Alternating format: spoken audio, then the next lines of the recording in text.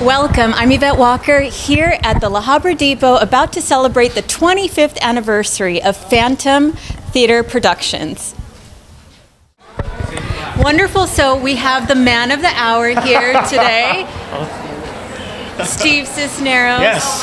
I see you have a brilliant, beautiful smile relishing in your 25th anniversary celebration and gala. Yeah, Tell us a little bit about it. We're very excited. You know, the last couple of years were so tough with the COVID closures that there was a chance that we thought we were going to not make it to year 24. So it was very stressful, but we knew with the great people we have involved that it was a possibility that we can get through it. La Habra came through, offered us the La Habra Depot Theater after a great round of interviews and meetings and such, and it's now the Phantom Projects Theater. We're thrilled about that. And our volunteers, knowing the struggles we were going through, stepped up, and they put in 4,000 volunteer hours to get this theater ready for the opening that we have today. This includes everyone from Aloe Blacc and Maya Jupiter. Everybody is giving their time tonight to make sure not only that our 25th anniversary happens, but that it happens in a way that pushes us to a whole new level, and you can't help but smile about that. Right, so what does that mean to you when you see that many hours and those level of performers that are giving you that support? You know, we've always known we've had that support, and so we never took it for granted by any means.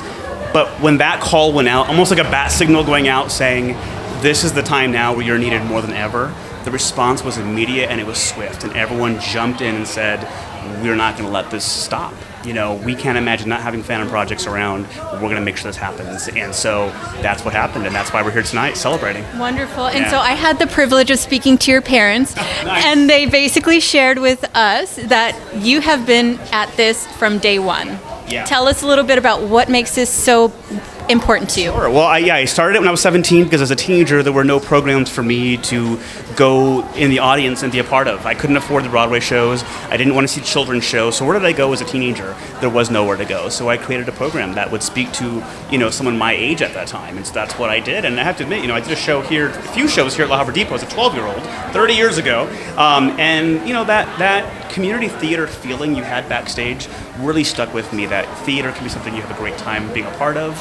And so we carry that over for the last 25 years of making sure everyone has a great time, you know. And, you know, we don't classify ourselves as a community theater, but a theater for the community, which I think allows us to serve many more populations with that kind of mentality and approach to what we do. So. No, I appreciate that. And so with all of the messages that you're sharing, which of the messages do you feel most proud of and is most important for the community? You know, I think inspiration. And I think then inspiration can mean a lot of different things to a lot of different people, but I think all of our shows, we try to have something that's inspirational behind it.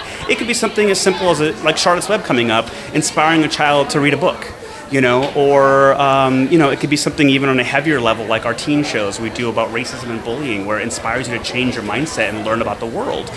So sometimes they're knock you over the head obvious, sometimes they're more subtle, but every show and every title we pick, we definitely have an approach of how can we inspire our audiences.